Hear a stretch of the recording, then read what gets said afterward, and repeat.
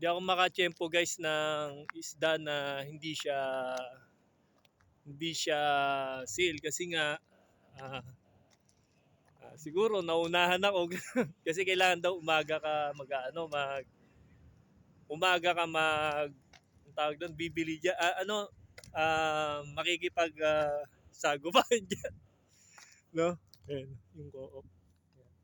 Kasama yan sa vlog ko, ayun, no? Yun yung katabi niya, yung parang video dito. Tawag diyan yung kumbaga bangko yan dito yan. So, balik tayo doon sa isda, no? So, yun guys, sa madaling sabi, talagang nag-aabang talaga ako diyan ng mga may markadong pula. Ayan. Pula ba? Dilaw, asul.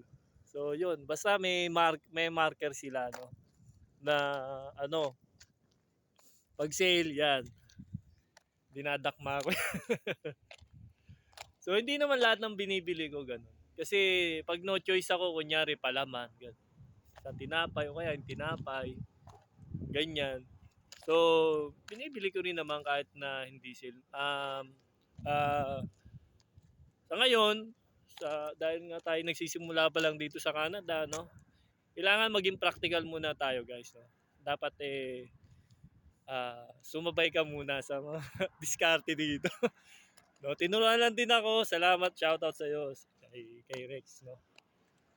Kay Brother Rex. Tsaka kay Enox. Yan. Sila yung nagturo sa akin ng mga ganyan. So, shoutout sa inyo, guys. Ngayon, medyo pupuso muna tayo, guys, kasi baka masarap tayo. Tara na.